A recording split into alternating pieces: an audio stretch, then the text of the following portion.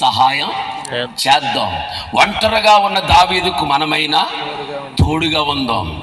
ఏమీ లేని దావీదుకు మనం ఉన్నామని ధైర్యం చెబుదాం అనుకుని నిస్సహాయ స్థితిలో ఉన్న దావీదు దగ్గరకు గాదీయులు బయలుదేరి వెళ్ళారు. నేనేమంటానంటే, ఒక్కొక్కసారి మనం ఒంటరిగా ఉన్నప్పుడు ఇలాంటి వాళ్ళు మనకు దొరుకును గాక. గట్టిగా చప్పట్లు కొట్టను ఒకసారి. ఎంతటి బలవంతుడైనా ఒక్కొక్కసారి ఒంటరిగా ఉండవలసిన పరిస్థితి వచ్చినప్పుడు మనలతో మాట్లాడేవారు కావాలి. ఆమె చెప్పండి. మనతో పలకరించే వాళ్ళు కావాలి, వెన్నంటుండే వాళ్ళు కావాలి, తోడుగా ఉండే వాళ్ళు కావాలి. ఎంతటి బలవంతుడైనా ఒక్కొక్కసారి జీరో, అప్పుడు హీరోగా నిలబెట్టిన పక్కన కావాలి. మనకి మనిషి సహాయం కావాలా. అలా సహాయం చేయడానికి వచ్చిన వాళ్ళే గాదీయులు. ఇలా నేను చెప్తాను. వాళ్ళు ఎట్లాంటి వాళ్ళు తెలుసా? వాళ్ళట ఈటెను డాలును వాడుక చేయగల యుద్ధ ప్రవీణులు. అంటే వాళ్ళు చాలా, ఎక్కడ సంఖ్యాకాండానికి వెళ్ళి మీరు చూసుకుంటే 32వ అధ్యాయాలు చదవనక్కర్లొద్దు, చూడనక్కర్లొద్దు. ఇప్పుడు ఓకేనా? తూర్పు దేశపు జ్ఞానులకు బైబిల్ గ్రంథాలు తెరవకండి, గ్రంథాలు తెరవకండి. అప్పుడే నేను చెప్పేస్తాను, మీరు వినేయండి. ఓకేనా? రేపు వీలైతే వీళ్ళకు 2 లైట్లు ఎట్టే హోష్వా.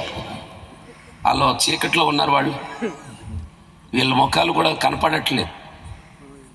ఈ ఒక 2 లైట్లు వాళ్ళు పక్కన పెట్టారు అనుకో, పాపం బైబిల్ చదవడానికి ఇబ్బంది ఉండదు. బాగా ఆపరేషన్ చేసినా సూపర్ అదనమాట. అందుకే చప్పట్లు పట్టాలి నాకు అప్పుడప్పుడు. మీరు మీ మనసులో మాట నేను చెప్పేశానులే. వీళ్ళ విస్తారమైన మందలు కలిగిన వాళ్ళండి.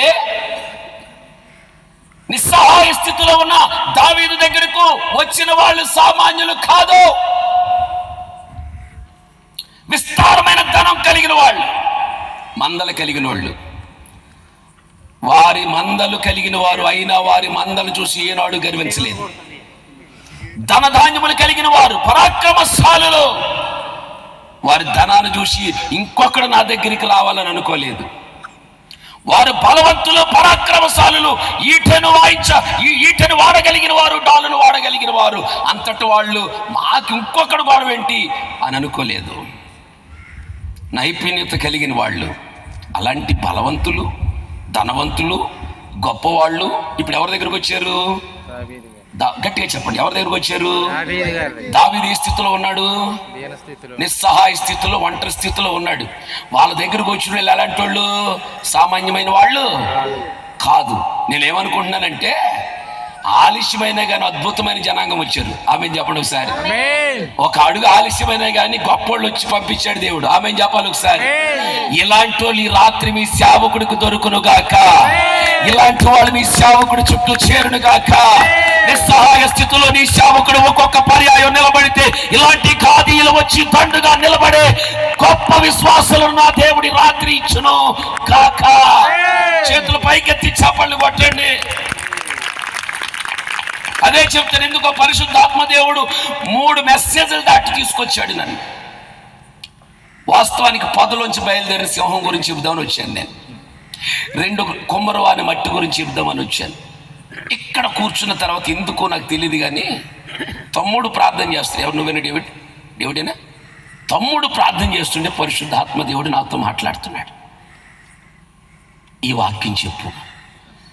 ఎందుకో గుండెను దేవుడు పిండుతున్నాడు ఈ మాటలో. సూటిగా స్పష్టంగా ఈ రాత్రి మిమ్మల్ని మోటివేట్ చేసి వెళ్ళబోతున్నాను నేను. గట్టిగా స్తోత్రం చెప్పండి ఒకసారి. హల్లెలూయా, హల్లెలూయా. ఇలా సామాన్యమైన వాడు కాదు. ఒకడు ఒంటరిగా ఉంటే తోడుగా వెళ్ళిన వాళ్ళు, ధైర్యం చెప్పడానికి వెళ్ళిన వాళ్ళు. ఇక్కడ నాకు కనిపించినటువంటి 2 అంశాలు ఏమిటంటే, వాళ్ళ ముఖాల గురించి, వాళ్ళ యొక్క స్థితిని బట్టి దేవుడు, పరిశుద్ధాత్మ దేవుడు రాయించిన 2 మాటలు. వారు ఎలాంటి వాళ్ళంట? సింహము ముఖము కలిగిన వాళ్ళు. అందరూ అనండి. సింహము ముఖము కలిగిన వారు. అంత అన్నం తినలేని ఉపాసుకోవటానికి అది అర్థమైందా? పీకల దాకా తినొచ్చి పరిశుద్ధాత్మ శక్తి పొందుకునే సభలివి. వీళ్ళు ఉపవాస కోటల్లాగా స్లోగా చెప్తున్నారు. మీకు అర్థమైందా? మరి మీరు ఇంటి దగ్గర ఏం తినారో లేదో కానీ ఉజ్జీవంగా ఉండాలి సభలంటే, నిర్జీవంగా కాదు.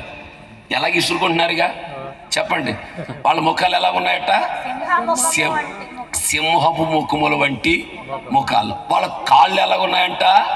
జింక వంటి పాద వేగం కలిగిన వాళ్ళు. ఇక్కడ రెండు విషయాలు నేను చెప్తాను.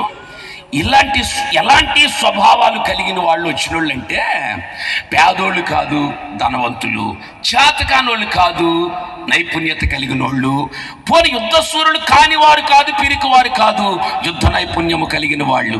ఇలాంటి వాళ్ళు ఒకప్పుడు బలవంతుడైన దావీదు, అంతటి గొప్పవాడైన దావీదు, సమస్తము కలిగిన దావీదు ఒంటరి నిస్సహాయ స్థితిలో నిలబడిపోతే అతనికి తోడుగా ఉందామని వచ్చినటువంటి తెగే గాదీయులు.